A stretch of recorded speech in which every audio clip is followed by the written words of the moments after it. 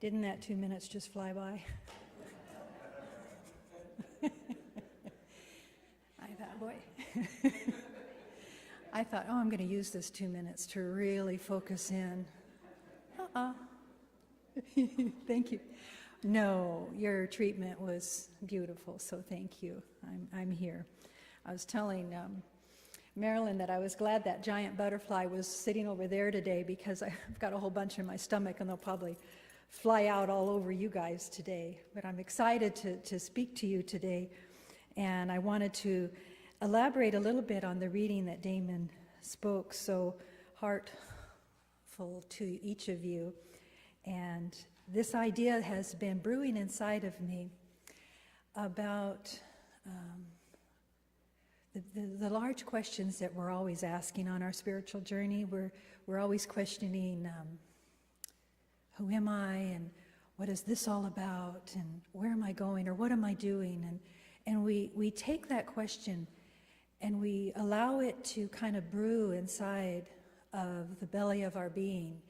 And sometimes our answers come from places that we always remain walled in. And so I wanted to try to approach this from a perspective of an article that I read in Spirituality and Health, and also elaborate on some of these quotes that might help bring you some clarity and be in your spiritual toolkit.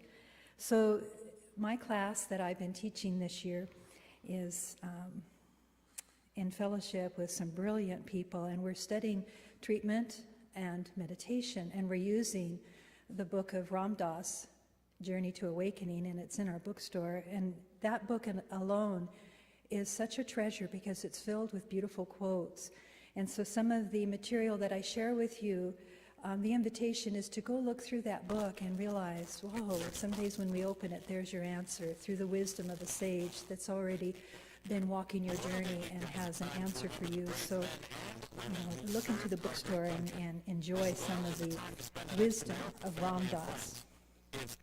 But I get really excited in the class, and sometimes I'll just start off on a tangent, and I think they're right with me, but I think that they're just such gentle, sweet people that they just smile back at me. And then I realize that I don't know if they're on my same wavelength or not, because then they start to share, and then they understand when they share with each other. And those people are in here, so if you could raise your hand, if you have any questions after the talk, they will explain to you what I'm talking about. Okay? So, Can We Talk to God is the other book, and that's by Ernest Holmes. And this idea, the other quote that comes following what Damien read so passionately, because aren't we measuring our life through our concepts? And we recognize through this teaching that thought has power. And we know that we don't have to coerce this power to do anything. It is done unto us as we believe. So the quote follows this one that Damien read: deeper than our mind is spirit, which we but slightly comprehend. God, the idea of God, the principle of God is so vast and so huge. And the invitation to try to understand that can only come through the spiritual practice and through the beingness and through the allowing of the Spirit to just flow through you effortlessly and easily with grace. But to try to comprehend it and to put it into our left brain and to say that, yes, I know what God is, becomes the challenge.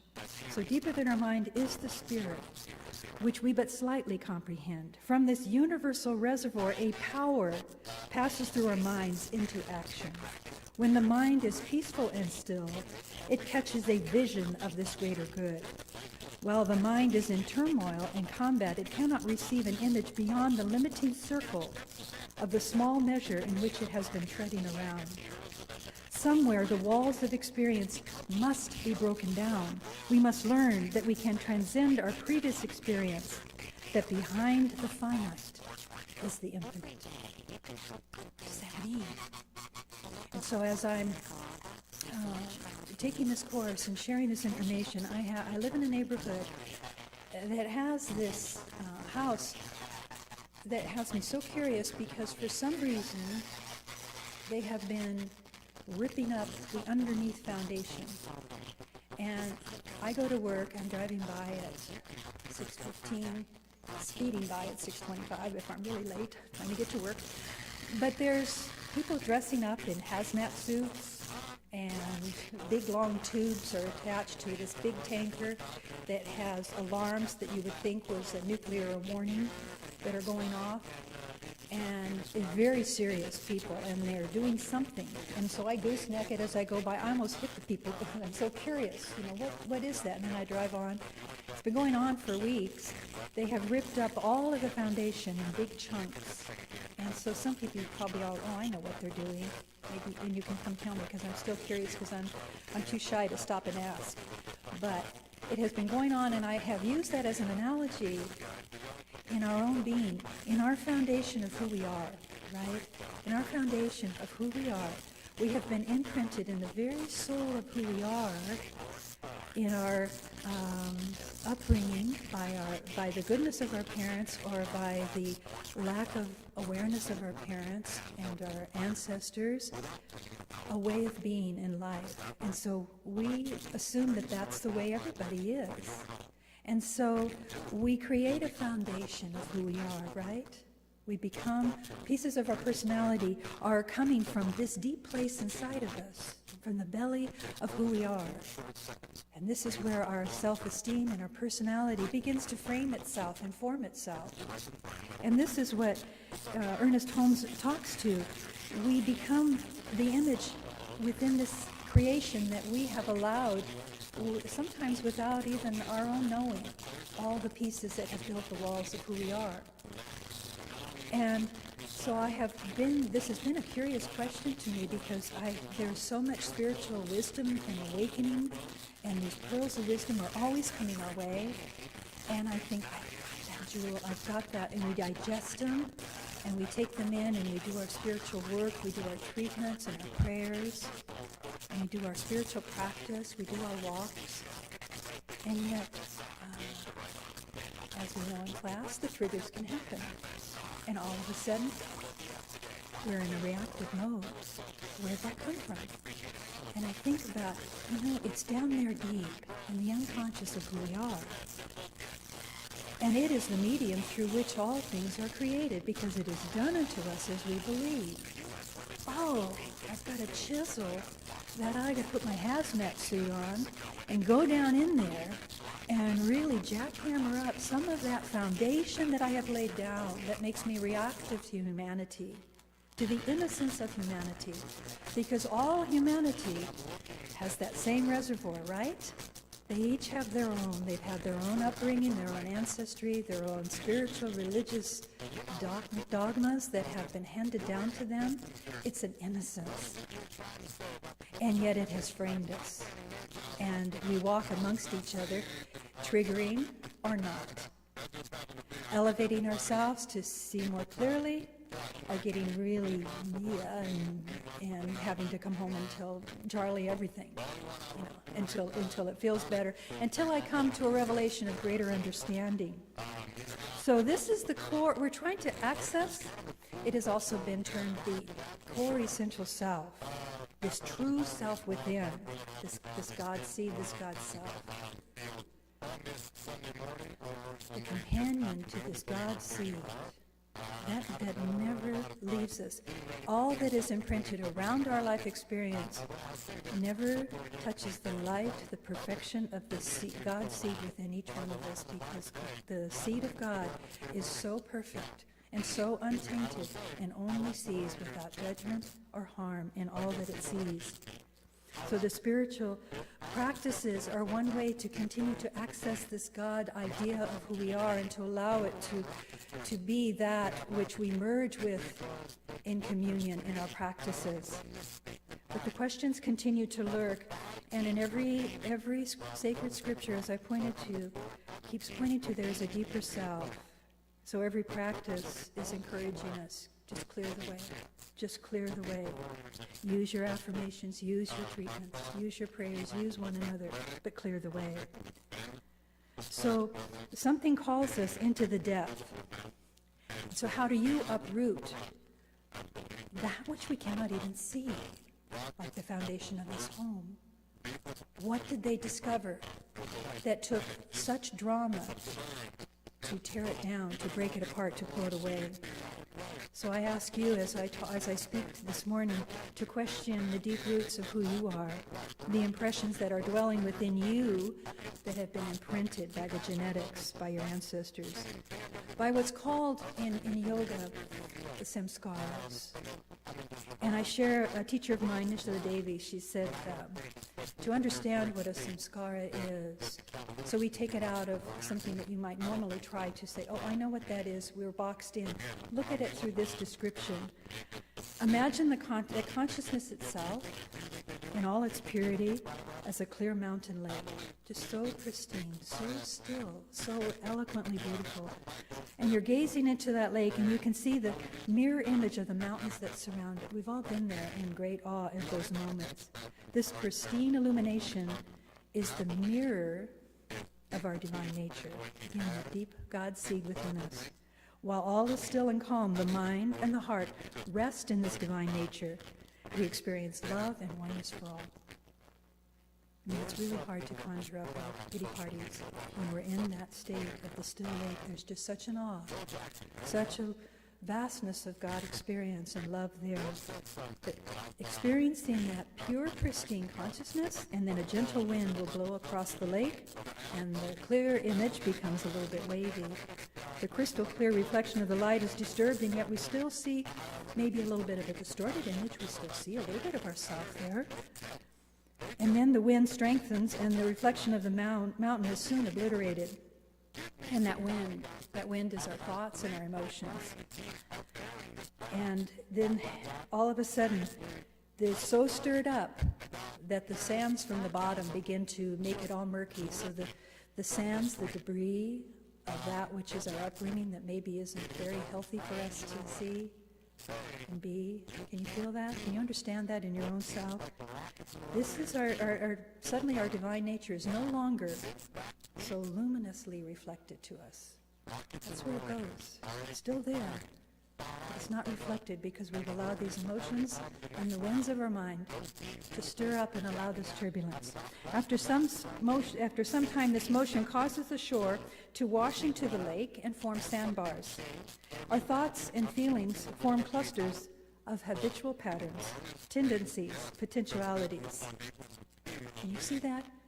As we have allowed the storms of our life and our resolutions in those moments, whether our resolution was spiritually, skillfully enlightened, or if it was just something that you decided to, I'm just going to repress that and never think of it again, it becomes a sandbar.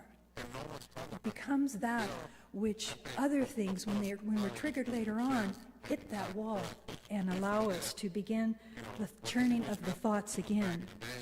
So any thought or feeling that encounters the wind is fed upon these patterns, these samskaras, these ways of being inside of us. Our habits and tendencies become set, and the mountains of the divine nature disappear, but only disappear from our view only. The challenge is to change, but that challenge is what we're called for here. And how do we do that? How do we polish those sandbars?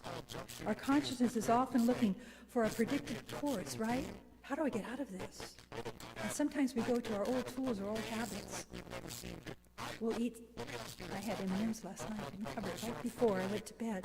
Probably because you know anything else on? I'm fine. I'm really full. And then the chocolate kept me all wired and awake. There's one of my samskaras. And all of a sudden, what's my tool? Oh, I know. Eat something. Eat something to kind of calm that down. I have to speak to people that are looking back at me.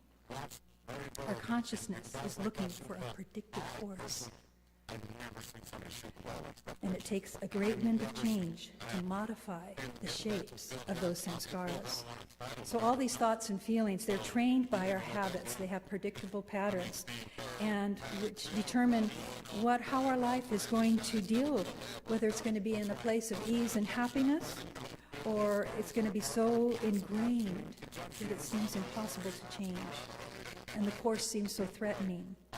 We have a constant identification with these patterns of belief, and they become a blueprint for our life. Those are words from Nishla Devi about samskaras, about that way of being that is so deeply embedded in the torso of our being.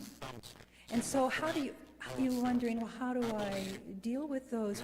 We must look at our reactive moments to that felt sense.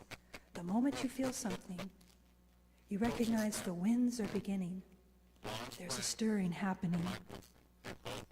And so we want to recognize that this is the time to calm the mind, to go into a place of absolute stillness, to recognize that the God Self is still within you, as you, longing for the clarity of the mountains to be seen. Britt Paulson, a friend of mine, wrote a book, and he talks about the essential self. He's saying it's not uncommon for someone to live a life that is inauthentic out of fear or habits. The person has consciously or unconsciously rejected his or her essential self because acknowledging it would involve great risk, and it does. It involves great risk. It asks you to be absolutely exposed. It asks for you not to be right. It asks for you to just put it down, to put your opinion, your excuse down. And it asks you just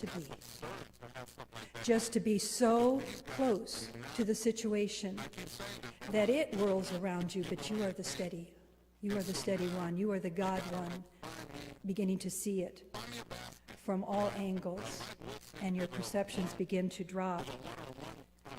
This essential self is the risk if we look at it too closely. That's why we fear it. This would be involving you to participate in the world. It would involve involvement. You cannot turn away. You cannot mask it or dilute it. When we become clear about who we are, it allows us to access a significant energy, freeing up tremendous reserves for us to direct our lives in ways that are truly empowering and satisfying.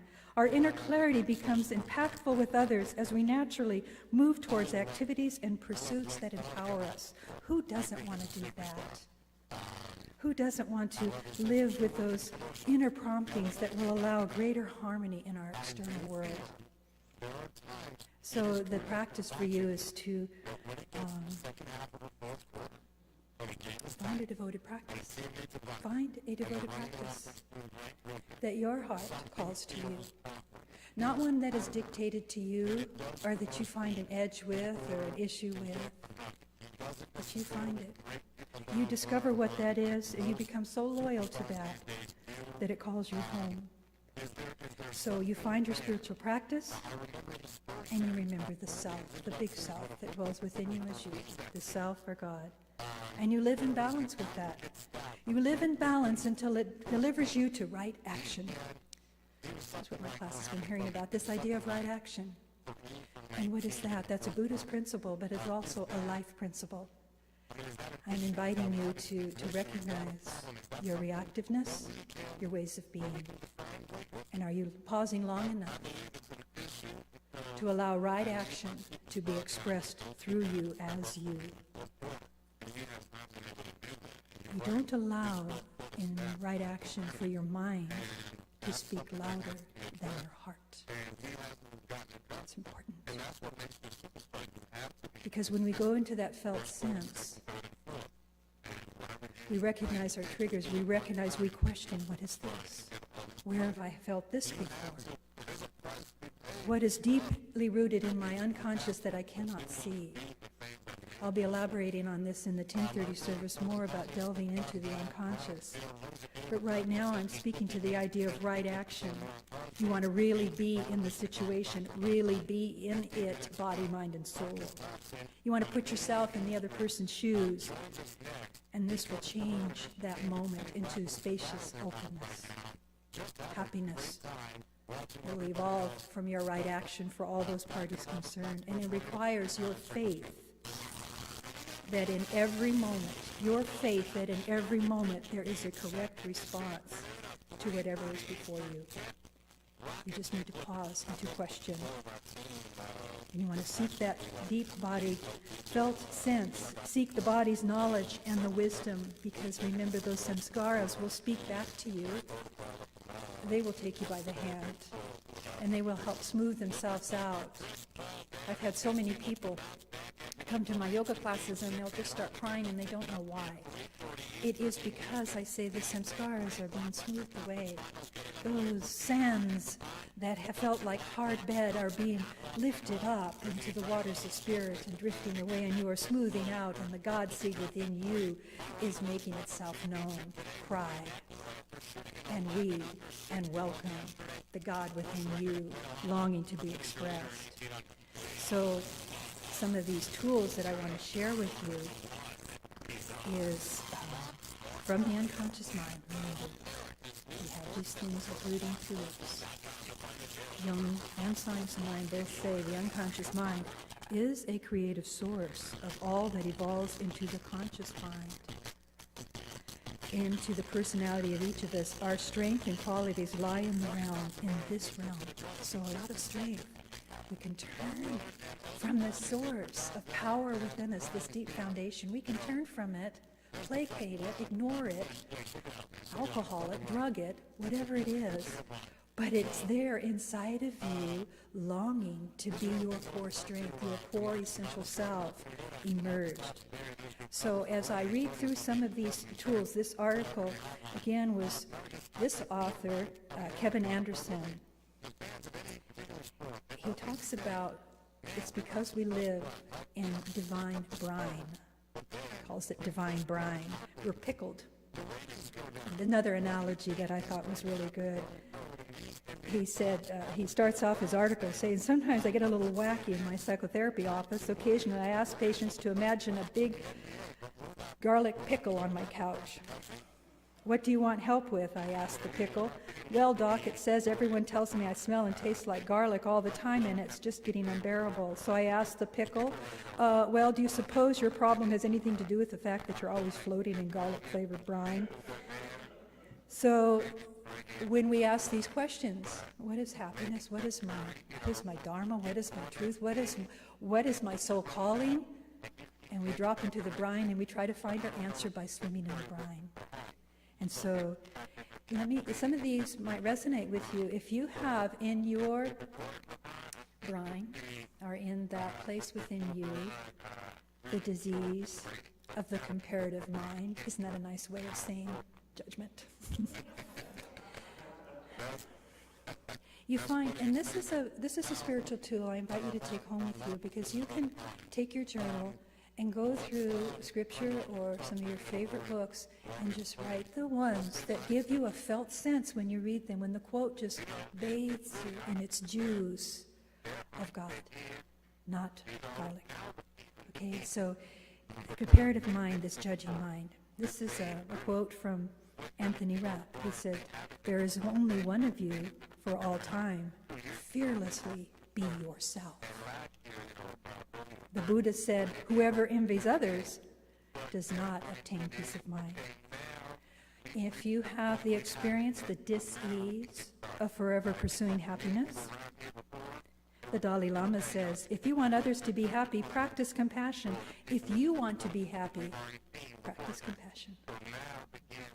If you have the struggle with material attachment, Ralph Waldo Emerson says, money often costs too much. Jesus says, you cannot serve both God and money. If you have a low body image,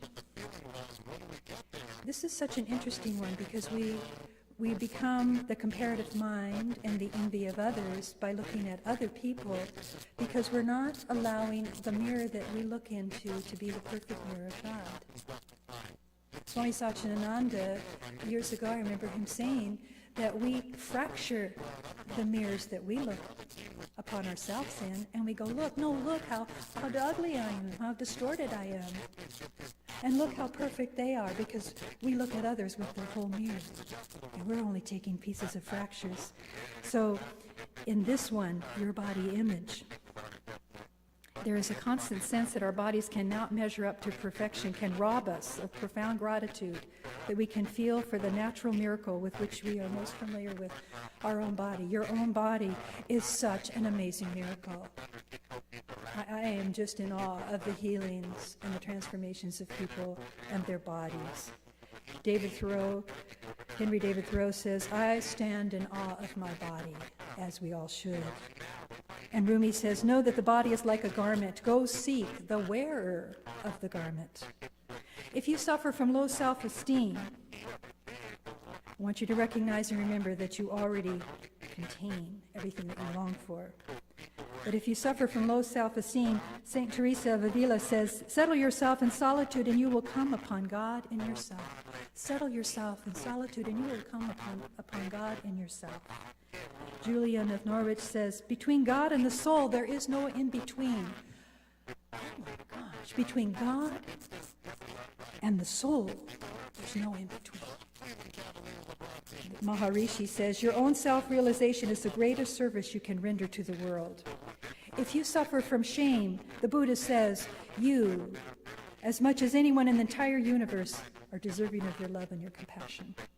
Hafiz says, I wish I could show you, when you are lonely and are in the darkness, the astonishing light of your own being. If you suffer from the idea of imperfect love, Meister Eckhart says, you may call God love and you may call God goodness, but the best name for God is compassion. And Paul Tillich says, the first duty of love is to listen. And if you are pushing yourselves way too much in life, listen to this of Helen Twerkhoff. If the mind can get still enough, something sacred will be revealed. If you can allow your mind to be still enough, something sacred will be revealed. Meher Baba says, a mind that is fast is sick. A mind that is slow is sound. A mind that is still is divine. If you suffer from doubt, Vincent van Gogh says, if you hear a voice that says you cannot paint, then by all means paint, and that voice will be silenced. I think that's empowering. Emerson again, as long as we stand in our own way, everything seems to stand in our way. He's so brilliant. And if you have fear, fear is the cheapest room in the house. I would like to see you living in better conditions. Hafiz. We will meet suffering with soul force. Martin Luther King Jr. Boredom. Listen to what the author says, his own words. When sunlight comes through the window of my office and glistens off the water in my fountain, my child's mind is again amazed that the light exciting my retinas was on the surface of the sun only 8 minutes ago and just traveled 93 million miles to land in my eyes. Wow. To linger longer in the awe. And Emerson says the invariable mark of wisdom is to see the miraculous in the common. Tagore, the winds of grace are always blowing, but it is you who must raise your sails. And finally, for that absolute certainty that we long for, Cahill Gibran says this, say not, I have found the truth, but rather, I have found a truth. A truth. And that keeps you wide open. Krishnamurti says the constant assertion of a belief, if you're constantly asserting that belief, it's an indication of fear. And finally, Jerry Spence says, I would rather have a mind opened by wonder and the questions than closed down by my hardened beliefs. So you take those, yours, you find yours. And even as I spoke those words, which ones did you have a body felt sense with? Which ones are going to wake you up and allow you to recognize, as I close with this treatment, and you join me in this knowing.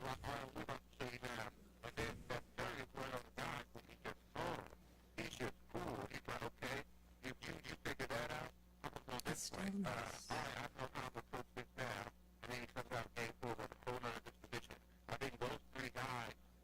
Feel the stillness.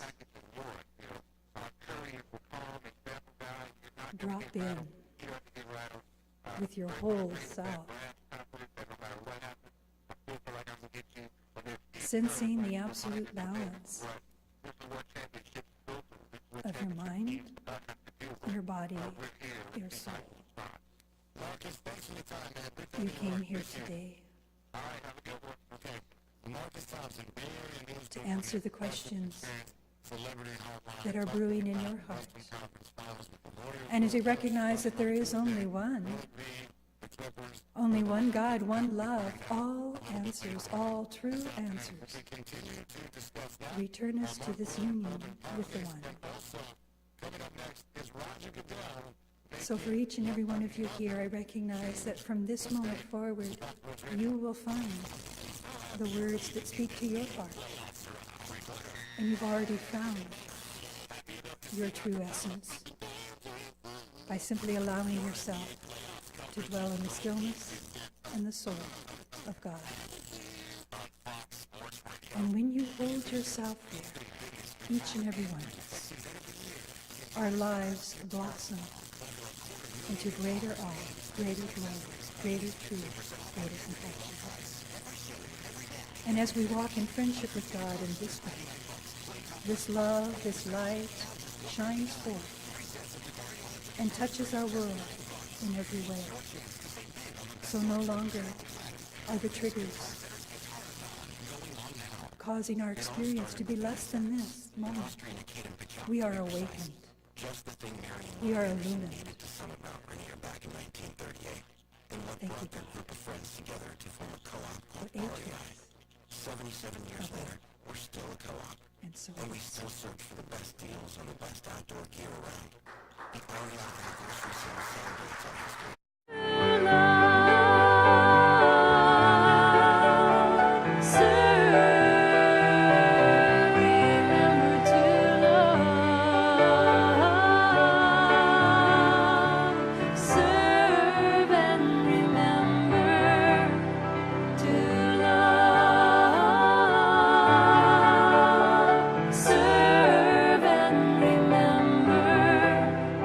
To love, serve.